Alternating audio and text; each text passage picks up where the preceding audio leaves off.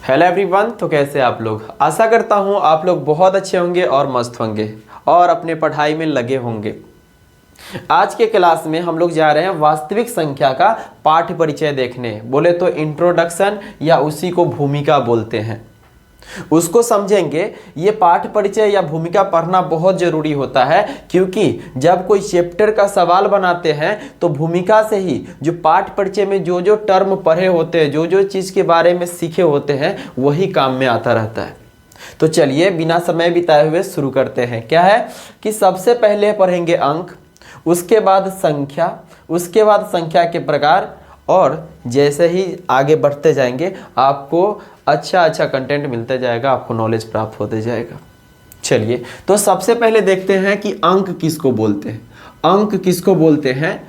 तो 0 से 9 तक को अंक कहते हैं। क्या आप याद रखेंगे? 0 से 9 तक, 0 से 9 तक को अंक कहते हैं।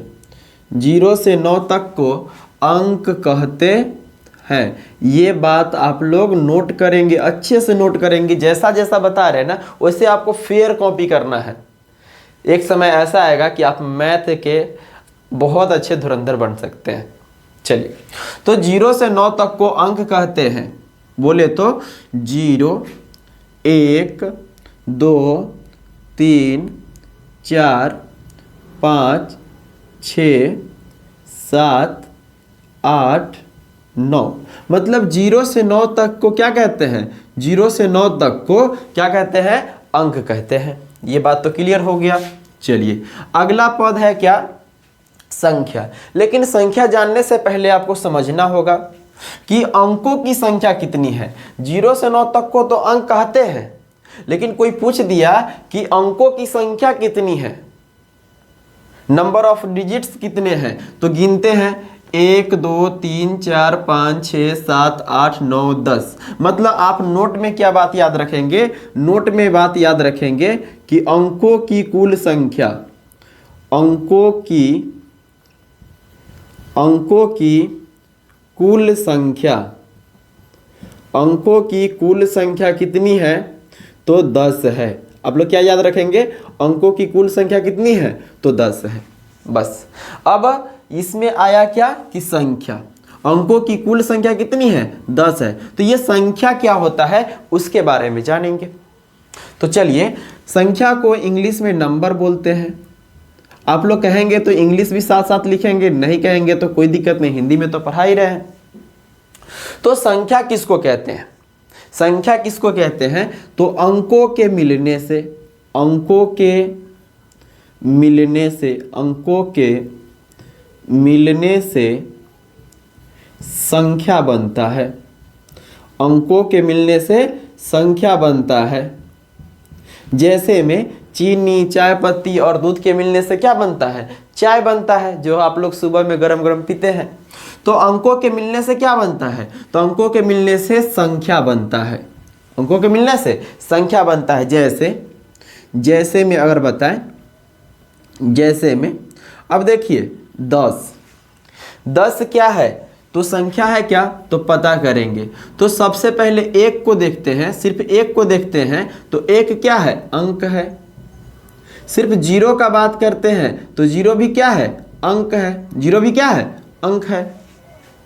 अगर अकेले अकेले बात करेंगे तो अंक है, लेकिन एक साथ बोल दिए 10, तो 10 क्या हो जाएगा?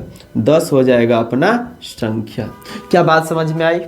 अगला उदाहरण लेते हैं।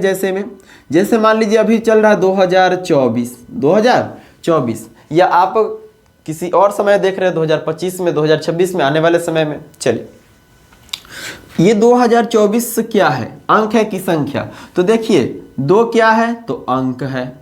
अकेले सिर्फ 2 क्या है? अंक है। सिर्फ 0 का बात करेंगे तो क्या होगा? अंक होगा। सिर्फ 2 का बात क्या करेंगे? तो अंक ही होगा। चलिए सिर्फ 4 का बात करेंगे तो अंक ही होगा। लेकिन एक साथ बोलेंगे कि 2024 क्या होगा? तो बोल देंगे संख्या हो जाएगा। क्या बात समझ में आई कि अंक किसको बोलते हैं और संख्या किसको बोलते हैं? तो 0 से 9 तक को अंक कहते हैं अकेले अकेले आए तो, और जब मिल जाता है आपस में, जैसे कुछ बच्चे का एज होगा क्या? 16 साल, तो 16 क्या है, अंक है कि संख्या? तो एक अंक है और 6 क्या है, अंक है। और जब अंक मिलता है ना तो क्या बन जाता है, संख्या। क्या बात समझ में आई? चलिए आगे आप लोग देखेंगे क्या, संख्या के प्रकार। संख्या के प्रकार, अगर कोई आपसे पूछ दे कि संख्या कितने प्रकार के होते हैं, तो आप कहेंगे कि संख्या 2 प्रकार के होते हैं। कितने प्रकार के होते हैं? 2 प्रकार के होते हैं। 2 प्रकार के होते हैं, ये बात याद रखेंगे आप लोग। चलिए इसको पहले नोट कीजिए और बताते हैं कि संख्या 2 प्रकार के होते हैं। पहला वास्तविक संख्या और दूसरा काल्पनिक संख्या। इसको बहुत अच्छे से समझेंगे, पहले इसको नोट कीजिए। तो चलिए आप लोग नोट कर लिए होंगे। तो क्या बता रहे हैं ना कि संख्या के प्रकार, संख्या 2 प्रकार के होते हैं। संख्या 2 प्रकार के होते हैं, पहला वास्तविक संख्या और दूसरा काल्पनिक संख्या। तो बात यहां पर आता है कि वास्तविक संख्या किसको बोलते हैं और काल्पनिक संख्या किसको बोलते हैं। इसका अलग से परिभाषा तो देंगे ही लास्ट में, लेकिन थोड़ा सा समझिए पिछले क्लास में जो आपने पढ़ा था उसके बारे में। जैसे कि आप प्राकृत संख्या पढ़े हुए हैं, पूर्ण संख्या, पूर्णांक, भाज्य, अभाज्य संख्या, सम संख्या, विषम संख्या, परिमेय संख्या, अपरिमेय संख्या। ये जितना भी संख्या आप पढ़े हुए हैं, चाहे 6, 7, 8, 9 जो भी क्लास में, ये सारा संख्या किसके अंदर आता है, वास्तविक संख्या के अंदर आता है। मतलब प्राकृत संख्या भी क्या है, वास्तविक संख्या। सम संख्या, पूर्ण संख्या भी क्या है, वास्तविक संख्या। परिमेय संख्या भी क्या है, वास्तविक संख्या। और परिमेय संख्या भी क्या है, तो वास्तविक संख्या। इस सब को बहुत ही अच्छे से डिटेल में पढ़ेंगे। पहले तो बता दिए कि वास्तविक संख्या क्या होता है, इसका परिभाषा देंगे। अध्ययन इंतजाम तो अध्ययन ध्यान से आप लोग समझिए, बात समझ में आ जाएगा। दूसरा है क्या कि काल्पनिक संख्या। संख्या 2 प्रकार के होते हैं, पहला वास्तविक संख्या और दूसरा काल्पनिक संख्या। तो इसका परिभाषा क्या होता है, काल्पनिक संख्या, ये नया चीज है। तो इसको समझा देते हैं, फिर वास्तविक संख्या आपको समझ में आ जाएगा। जैसे मान लीजिए आपके पास एक टोकरी है और टोकरी में 2 तरह के सेब है, अच्छा सेब और खराब सेब। और उस टोकरी में से क्या किए, खराब सेब को हम बाहर निकाल दिए। तो पूछेंगे कि उस टोकरी में कैसा सेब रह गया, तो आप बोलेंगे खराब सेब। मतलब सॉरी, खराब को फेंक दिए तो क्या, कैसा बच गया, अच्छा सेब बच गया। उसी तरह से कि संख्या का एक टोकरी है, उसमें 2 तरह के संख्या है, वास्तविक संख्या और काल्पनिक संख्या। तो हम काल्पनिक संख्या के बारे में जान लेंगे तो अपने आप आपको समझ में आ जाएगा कि वास्तविक संख्या किसको कहते हैं। जैसे टोकरी में से आप खराब सेब को फेंक दिए तो पूछे कि टोकरी में क्या बचा, तो अच्छा सेब। तो चलिए सबसे पहले समझ लेते हैं कि काल्पनिक संख्या क्या होता है। तो बता रहे हैं कि ऐसी ऋणात्मक संख्या, माइनस वाली संख्या, ऐसी ऋणात्मक संख्या जो वर्गमूल चिन्ह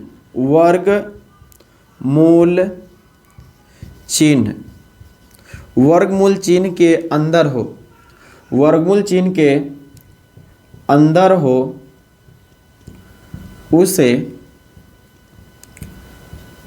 उसे काल्पनिक संख्या कहते हैं। काल्पनिक संख्या कहते हैं, उसको क्या कहते हैं, काल्पनिक संख्या। काल्पनिक संख्या जैसे में देख लीजिए, जैसे में आप लोगों को तो पता है कि वर्गमूल चिन्ह कैसा होता है, तो वर्गमूल, ये वर्गमूल चिन्ह हो गया। और इसके अंदर जब माइनस कोई भी संख्या रहेगा, जैसे -2 ले लिए, वर्गमूल चिन्ह के अंदर है और माइनस में है, मतलब ये क्या हो जाएगा, काल्पनिक संख्या हो जाएगा। क्या हो जाएगा, काल्पनिक संख्या। जैसे √(-3/2) कोई भी संख्या हो और रूट के अंदर हो और माइनस लगा हो तो उसको क्या कह देंगे, काल्पनिक संख्या।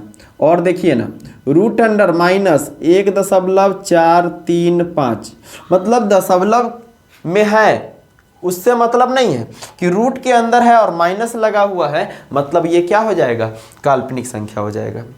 क्या बात समझ में आई? मतलब काल्पनिक संख्या किसको कहते हैं? ऐसी ऋणात्मक संख्या जो वर्गमूल चिन्ह के अंदर हो, उसे काल्पनिक संख्या कहते हैं। ठीक, काल्पनिक संख्या को इंग्लिश में बोलते हैं imaginary number. Imaginary number, imagine करने वाला नंबर, इमेजिनरी नंबर। ठीक, अब एक तरह से क्या कर लिए हम लोग कि अंक को देख लिए, संख्या, अंक के मिलने से संख्या बन गया। फिर संख्या के प्रकार को देख लिए कि वास्तविक संख्या होता है और काल्पनिक संख्या। कोई भी पूछे आपसे कि संख्या के कितने प्रकार है, तो आप बोलेंगे संख्या के 2 प्रकार है, पहला वास्तविक संख्या और दूसरा काल्पनिक संख्या। हमने काल्पनिक संख्या का परिभाषा देख लिया कि ऐसी ऋणात्मक संख्या जो वर्गमूल चिन्ह के अंदर हो, उसे काल्पनिक संख्या कहते हैं। अब पूछेगा कि वास्तविक संख्या किसको कहते हैं? वास्तविक संख्या किसको कहते हैं, तो इसका परिभाषा लिख देते हैं। आप लोग आराम से देखिए, इसका परिभाषा आप लोगों को बहुत अच्छा लगेगा।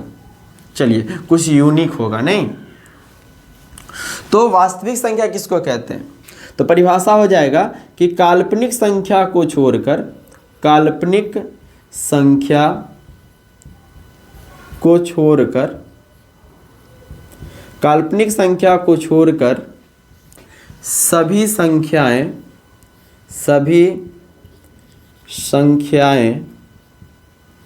वास्तविक संख्या कहलाती है। वास्तविक संख्या कहलाती है। अब देखिए, जैसे में यहाँ देखिए, रूट के अंदर -2 है। माइनस जो ही आ गया, ऋणात्मक जो ही आ गया रूट के अंदर, वर्गमूल चिन्ह के अंदर, स्क्वायर रूट के अंदर, तो काल्पनिक हो गया। लेकिन इसी बात को हम लिखेंगे सीधे √2, तो माइनस तो नहीं लगा हुआ है, तो ये क्या हो गया? वास्तविक संख्या। जैसे में 1 क्या हो गया? वास्तविक संख्या। जैसे में क्या हो गया? -2 वास्तविक संख्या। कहेगा माइनस है तो ये तो काल्पनिक हो जाना चाहिए, लेकिन हम बात क्या बोले कि माइनस में हो तब रूट लगा हो, मतलब रूट के अंदर ये होगा तब काल्पनिक हो जाएगा। लेकिन यहाँ तो रूट है नहीं, यहाँ तो रूट है नहीं, सीधे -2 है, मतलब ये भी क्या हो गया? वास्तविक संख्या। √3 क्या हो जाएगा? वास्तविक संख्या। अब इसी में माइनस अगर लगा होता तो क्या हो जाता? काल्पनिक संख्या। क्या बात समझ में आ गया? अगर बात समझ में आया तो लिख दीजिए कि हाँ भैया समझ में आ गया, बहुत अच्छा लग रहा है, ताकि मुझे भी मोटिवेशन मिले आपके लिए अच्छा वीडियो तैयार करने के लिए, क्योंकि बहुत मेहनत लगता है एक वीडियो को तैयार करने में। तो चलिए, इसको आप लोग नोट कीजिए। उसके बाद क्या करेंगे, हम लोग यहाँ से शुरू करेंगे अपना जो चैप्टर है। ये तो आपको क्लास 10th में पढ़ना ही नहीं है, ये काल्पनिक संख्या आपको क्लास 10th में नहीं पढ़ना है। 11th में जब जाएंगे तब वहाँ आपको पढ़ना पड़ेगा काल्पनिक संख्या, इमेजिनरी नंबर। तो हमारा चैप्टर क्या है? वास्तविक संख्याएं। वास्तविक संख्याएं, तो सिर्फ और सिर्फ वास्तविक संख्या के बारे में पढ़ेंगे। ठीक, अब देखें कि वास्तविक संख्या किसको कहते हैं। तो देख ही लिए कि वास्तविक संख्या किसको कहते हैं। काल्पनिक संख्या को छोड़कर सभी संख्याएं वास्तविक संख्या कहलाती है। अब देखेंगे वास्तविक संख्या के प्रकार। इस वास्तविक संख्या को भी 2 भागों में बांटा गया है, परिमेय और अपरिमेय संख्या। परिमेय संख्या और अपरिमेय संख्या, इसको नोट कीजिए, फिर उसको समझाते हैं। चलिए अब वास्तविक संख्या के प्रकार के बारे में पढ़ते हैं। कोई पूछे कि वास्तविक संख्या के कितने प्रकार है, तो कहेंगे आप लोग क्या कि 2 प्रकार के होते हैं। वास्तविक संख्या कितने प्रकार के होते हैं, तो 2 प्रकार के होते हैं। पूछिएगा क्या क्या, तो कहेंगे पहला परिमेय संख्या और दूसरा अपरिमेय संख्या। पहला क्या बोलेंगे? परिमेय संख्या, यहीं पर लिख देते हैं, परिमेय संख्या, और दूसरा अपरिमेय संख्या, अपरिमेय संख्या। क्या बात समझ में आ गया? तो वास्तविक संख्या 2 प्रकार के होते हैं, परिमेय संख्या और अपरिमेय संख्या। परिमेय संख्या को इंग्लिश में रेशनल नंबर बोलते हैं, रेशनल नंबर बोलते हैं, और अपरिमेय संख्या को इर्रेशनल नंबर बोलते हैं, इर्रेशनल नंबर। चलिए अब एक एक करके इस दोनों के बारे में हम लोग समझ लेते हैं कि परिमेय संख्या किसको बोलते हैं और अपरिमेय संख्या किसको बोलते हैं। तो सबसे पहले हम लोग पढ़ने जा रहे हैं क्या, परिमेय संख्या। ध्यान से देखेंगे मजा आएगा। परिमेय संख्या, परिमेय संख्या। तो ये परिमेय संख्या क्या होता है इसको समझ लीजिए। तो कहा जाता है कि दुनिया का कोई भी संख्या, दुनिया का कोई भी संख्या जिसे कुछ बट्टे कुछ के रूप में लिखा जाता है, जिसे कुछ बट्टे कुछ के रूप में लिखा जाता है, जैसे 7/2 कुछ बट्टे कुछ हो गया, हाँ 5/2 -3/7 कुछ भी। तो ऐसा संख्या जिसे कुछ बट्टे कुछ के रूप में लिखा जाता है, बोले तो p/q के रूप में लिखा जाता है, तो उसे परिमेय संख्या कहते हैं। लेकिन शर्त होता है। शर्त क्या कि ये जो कुछ है ना ये पूर्णांक होना चाहिए और ये नीचे वाला भी जो है ना ये भी पूर्णांक होना चाहिए। इस परिभाषा को अच्छे से आपको लिखवा देते हैं। परिभाषा याद रखिएगा कि परिमेय संख्या किसे कहते हैं। ये बात तो समझ में आया कि कुछ बट्टे कुछ जो संख्या लिखा रहता है ना उसको क्या कहते हैं, उसको कहते हैं परिमेय संख्या। लेकिन कुछ बट्टे कुछ क्या होना चाहिए, पूर्णांक होना चाहिए। लेकिन ये नीचे वाला पूर्णांक ना 0 के बराबर नहीं होना चाहिए, नीचे कभी 0 नहीं होना चाहिए, तो उसको क्या कहते हैं, परिमेय संख्या। चलिए इसका परिभाषा अच्छे से लिखा देते हैं ताकि आप लोग याद रख सके। क्या याद रखेंगे परिमेय संख्या का परिभाषा कि ऐसी संख्या जिसे p/q के रूप में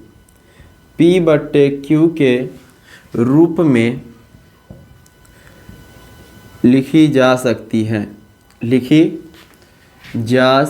क्योंकि संख्या क्या है, स्त्रीलिंग है। चलिए तो लिखी जा सकती है जहाँ P और Q जहाँ P और Q दो असहभाज्य पूर्णांक है, असहभाज्य पूर्णांक है। ये पूर्णांक क्या होता है इसको भी थोड़ा समझा देते हैं। तथा Q बराबर नहीं हो 0, उसे परिमेय संख्या कहते हैं। परिमेय, ध्यान से सुनिए, उसे परिमेय संख्या कहते हैं। एक बार तो इसको लिख लिए, इसको एक बार समझा देते हैं। क्या कि ऐसी संख्या जिसे p/q के रूप में लिखी जा सकती है, जहां p और q दो असहभाज्य पूर्णांक हैं। मतलब ऐसा पूर्णांक जो एक दूसरे से न कटे, ऐसा दो पूर्णांक जो एक दूसरे से न कटे उसको असहभाज्य पूर्णांक कहते हैं। जैसे 7/14 है तो ये 7 एकम 7 और 7 दूनी 14, मतलब कट गया, 1/2 आ गया। तो ये असहभाज्य पूर्णांक नहीं था, 7 और 14 असहभाज्य पूर्णांक नहीं था। लेकिन यहाँ पर देखिए 1 है और 2 है, ये एक दूसरे से नहीं कटेगा। देखिए 2 से 1 से एक दूसरे से ये नहीं कटेगा, मतलब ये हो गया असहभाज्य पूर्णांक। चलिए आगे देखते हैं। तो परिभाषा कैसे याद रखेंगे एक बार और, कि ऐसी संख्या जिसे p/q के रूप में लिखी जा सकती है, जहां p और q दो असहभाज्य पूर्णांक है तथा q बराबर नहीं है 0, उसे परिमेय संख्या कहते हैं।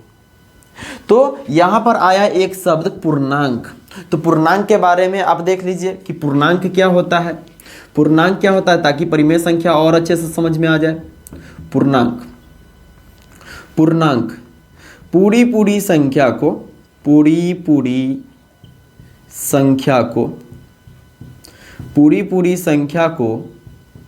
पूर्णांक कहते हैं। पूरी संख्या को पूर्णांक कहते हैं। अब देखिए, अब जैसे एक गिलास है, उसमें पानी पूरा फुल नहीं है, एक गिलास है एक गिलास है और इसमें पानी फुल नहीं है, तो इसको क्या कहेंगे? आधा गिलास पानी। पूरा तो नहीं कहेंगे। तो आधा जो है ना ये पूर्णांक नहीं है। आधा को मैथ में लिखते 1/2, ये पूर्णांक नहीं है। लेकिन कहते 1 गिलास पानी, तो 1 पूरा पूरा है, पूर्णांक हो गया। कहते 2 गिलास पानी, तो 2 पूरा पूरा है, मतलब पूर्णांक है। 3 गिलास पानी, तो 3 पूरा पूरा है, मतलब पूर्णांक है।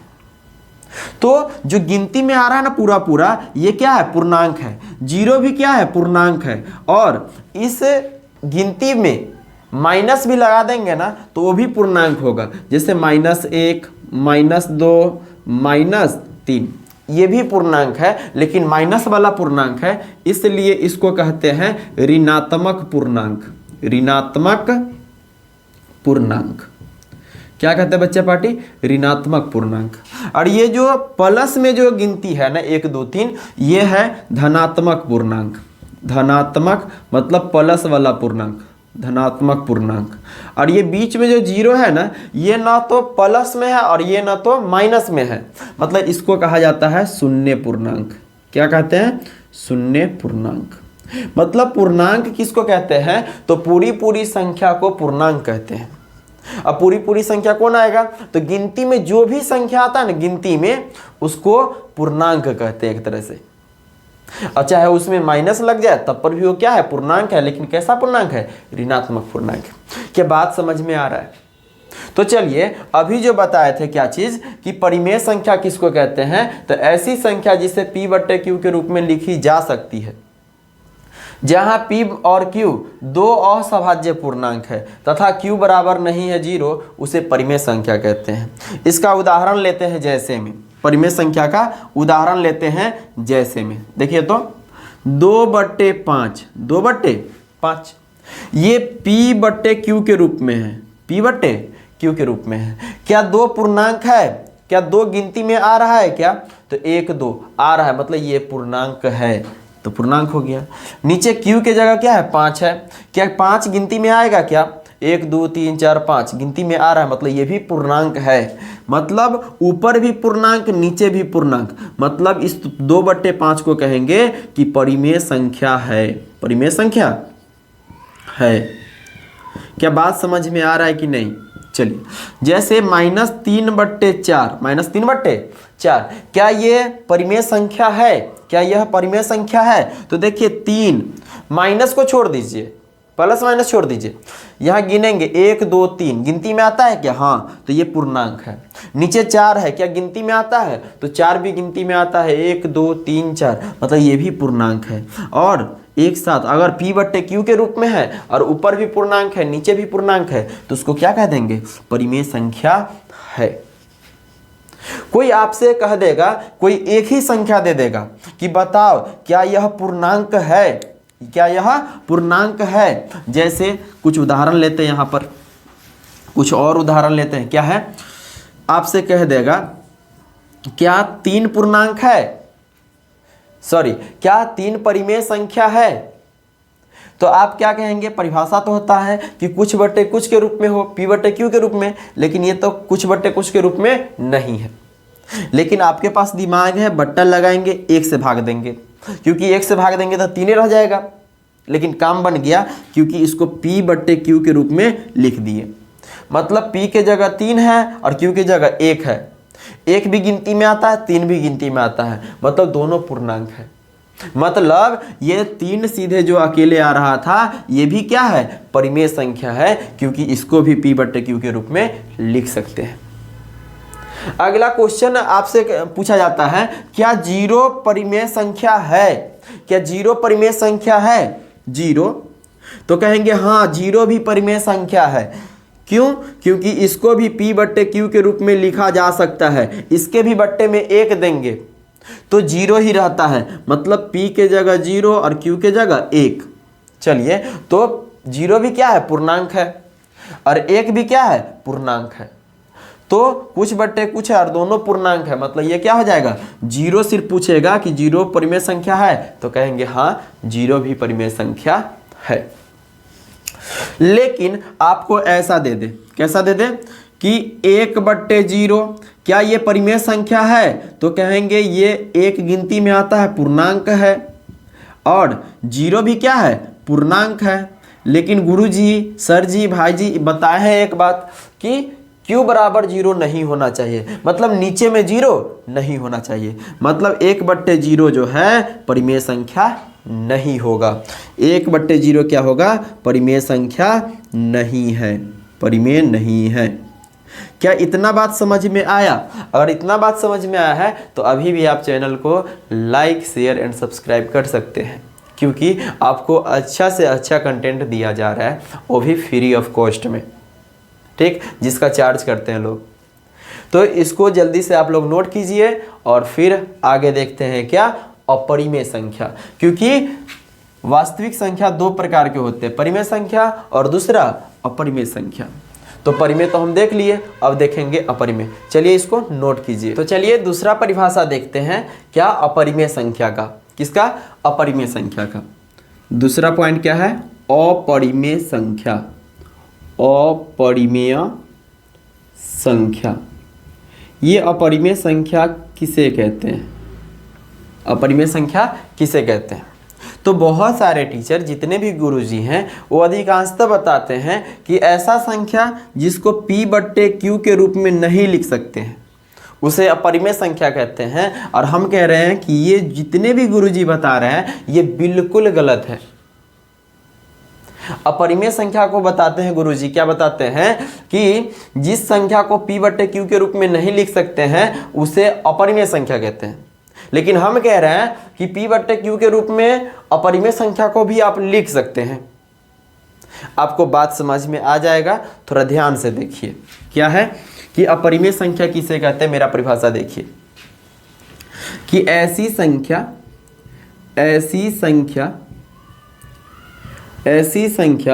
जिसका पूर्ण वर्गमूल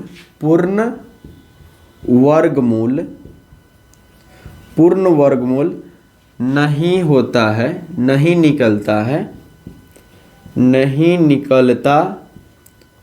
है उसे, मतलब ऐसी संख्या जिसका पूर्ण वर्गमूल नहीं निकलता है उसे अपरिमेय संख्या कहते हैं।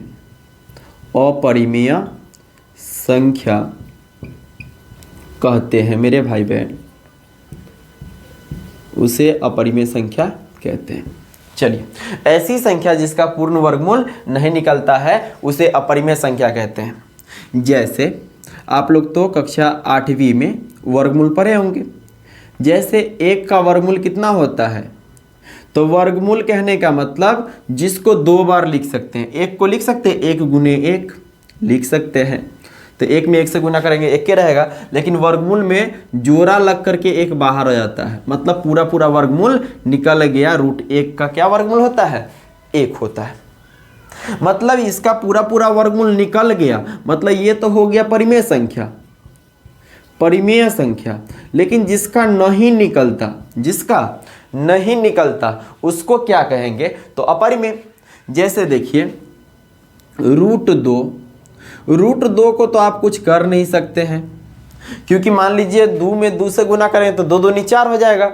लेकिन ऐसा संख्या बताइए, 2 संख्या जिसको उसी में गुना करने पर 2 आ जाए। कोई ऐसा संख्या है? 1 से 1 में गुना करेंगे तो 1 रह जाएगा। 1 में 2 से गुना करेंगे, नहीं 2 में 2 से गुना करेंगे, सेम में गुना करेंगे तो 2 दूनी 4 हो जाएगा। लेकिन यहाँ तो 2 ही है, मतलब इसका वर्गमूल नहीं निकला। मतलब ये हो गया अपरिमेय संख्या। क्या हो गया? अपरिमेय संख्या। और क्वेश्चन को लेते हैं, समझिएगा। जैसे √3, तो बताइए कोई भी ऐसा संख्या जिसको उसी संख्या से गुना करने पर 3 आ जाए।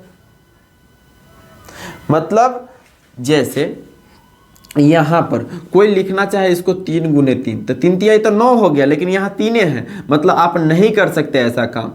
तो इसको सिर्फ √3 रहने देंगे, मतलब इसका नहीं निकला वर्गमूल, मतलब ये भी क्या हो गया?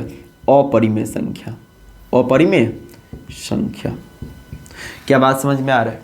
अगला √4, क्या यह परिमेय संख्या है कि अपरिमेय, तो 4 का वर्गमूल निकलेगा।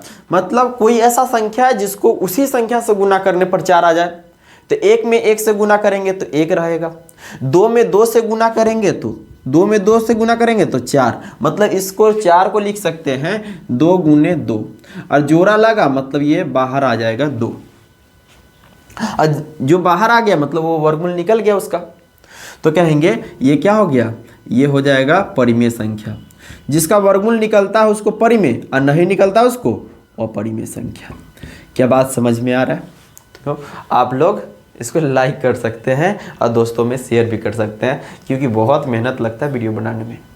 आप लोगों के लिए इतना मेहनत कर रहे हैं, तो आप लोग प्लीज़ अपने दोस्तों को शेयर भी कीजिए और लाइक भी कीजिए, और कमेंट तो करेंगे ही। चलिए, इतना बात समझ में आया तो इसको नोट कीजिए, फिर आगे चलते हैं। अच्छा उदाहरण लेते हैं। परिमेय संख्या और अपरिमेय संख्या के क्या गुण हैं। मान लो किसी आदमी के 2 बच्चे हैं, 2 लड़का है, एक का नाम है राहुल, दूसरे का नाम है सुनील। तो दोनों का गुण होगा अलग अलग। हो सकता है कि एक ब्रिलियंट हो और एक महा ब्रिलियंट हो, नहीं, थोड़ा अपोजिट समझिएगा। तो चलिए इसको नोट कीजिए, फिर देखते हैं। तो चलिए परिमेय संख्या और अपरिमेय संख्या के गुण देख लेते हैं। परिमेय संख्या और अपरिमेय संख्या के गुण। पहला क्या है, पहला गुण है कि परिमेय संख्या और अपरिमेय संख्या का जोड़ या घटाव, परिमेय संख्या का जोड़ या घटाव हमेशा अपरिमेय संख्या होता है। एक परिमेय संख्या रहे, एक अपरिमेय संख्या रहे, उसको जोड़ेंगे तो अपरिमेय होगा और घटाएंगे भी तो क्या होगा, अपरिमेय होगा। जैसे में उदाहरण लेते हैं, जैसे ध्यान से देखिए, जैसे यहाँ देखिए 3 परिमेय संख्या है, 3 क्या है, परिमेय संख्या। अब इसमें जोड़ दिए √2 को, ये अपरिमेय है क्योंकि इसका पूरा वर्गमूल नहीं निकलता है। तो एक परिमेय संख्या है और एक अपरिमेय संख्या है, और इस दोनों का जोड़ क्या हो जाएगा, तो इस दोनों का जोड़ हो जाएगा क्या, अपरिमेय संख्या। बात समझ में आया क्या? इसी बात को अगर लिखते हैं ऐसे, तो जैसे में पहला और दूसरा देखिए, तो 3 प्लस की जगह माइनस भी लिखते और √2 देते, तो इसको क्या बोलते हैं, परिमेय की अपरिमेय। तो कह रहा है कि 3 क्या है, गिनती में आ रहा है 1 2 3, गिनती में जितना भी आता है ना सब परिमेय संख्या होता है। तो 3 परिमेय संख्या है, और ये √2 जिसका वर्गमूल पूरा नहीं निकलता है मतलब अपरिमेय है। और परिमेय अपरिमेय का घटाव भी क्या होता है, अपरिमेय संख्या होता है। क्या बात इतना समझ में आया? अगला उदाहरण देखिए, उदाहरण नंबर 3, 5 प्लस √3 क्या हो जाएगा, अपरिमेय संख्या हो जाएगा। और उदाहरण देखिए, और उदाहरण देखिए, 7 माइनस √2 क्या हो जाएगा, अपरिमेय संख्या।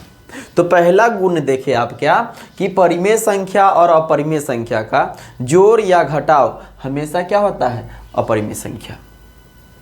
योगफल एवं घटावफल क्या होता है, अपरिमेय संख्या। दूसरा पॉइंट है, दूसरा गुण है कि परिमेय संख्या और अपरिमेय संख्या का गुना हो या भाग, एक परिमेय संख्या हो दूसरा अपरिमेय संख्या हो, तो उसका गुना कीजिए या भाग कीजिए, वो हमेशा क्या होगा, हमेशा होगा क्या, अपरिमेय संख्या। जैसे में उदाहरण लेते हैं, जैसे में देखिए, ये 3 क्या है, परिमेय संख्या है जो कि गिनती में आता है। अब गुना कर दिए क्या चीज़ से, √2 से, 3 √2, इसको लिख लेंगे क्या, 3 √2। तो एक परिमेय है और दूसरा अपरिमेय है, मतलब एक साथ कहेंगे इसको, 3 √2 को क्या कहेंगे कि ये क्या है, अपरिमेय संख्या होगा। क्या कहेंगे इसको, कि अपरिमेय संख्या होगा। इसी को अगर भाग में लिख दे, क्या चीज़ में, भाग में, जैसे 3/√2 क्या हो जाएगा, ये अपरिमेय संख्या होगा। क्यों, क्योंकि 3 परिमेय संख्या है और √2 अपरिमेय संख्या है, और आपको पता है कि परिमेय संख्या और अपरिमेय संख्या का भाग क्या होता है, अपरिमेय संख्या। मतलब 3/√2 क्या हो जाएगा, अपरिमेय संख्या। और यहाँ से क्वेश्चन भी आता है कि इनमें से कौन संख्या परिमेय है और कौन अपरिमेय है। ठीक, जैसे मान लीजिए यहाँ पर आपको दे दिया, और उदाहरण लेते हैं, और उदाहरण बाद में लेंगे, पहले इधर देखिए, यहाँ देखिए 5 √2, 5 परिमेय संख्या और रूट 2 क्या है? अपरिमेय है, मतलब इस 5 रूट 2 को क्या कह देंगे? अपरिमेय संख्या। तो इस बात से हमको पता चला क्या कि एक परिमेय संख्या और एक अपरिमेय संख्या का जोड़, घटाव, गुणा एवं भाग हमेशा एक अपरिमेय संख्या होता है। ये बोर्ड में पूछा गया सवाल है क्या कि एक परिमेय संख्या और एक अपरिमेय संख्या का जोड़, घटाव, गुणा एवं भाग हमेशा क्या होता है? एक अपरिमेय संख्या होता है। बात समझ में आया? तो इसको नोट कीजिए, फिर आगे देखते हैं कुछ उदाहरण लेकर के जो आपके बोर्ड में पूछा जाता है। वैसे तो हमको पाठ परिचय दिखाना है कि इस पाठ में क्या क्या चीज़ पढ़ लेंगे पहले से ही कि क्वेश्चन बनाने में हमको सुविधा हो। तो चलिए इसको नोट कीजिए। अब मिलेंगे कहाँ मिलेंगे? हम लोग मिलेंगे प्रश्नावली में। प्रश्नावली 1.1, प्रश्नावली 1.2, प्रश्नावली 1.3। यहाँ तक देखने के लिए बहुत बहुत धन्यवाद आप लोगों का।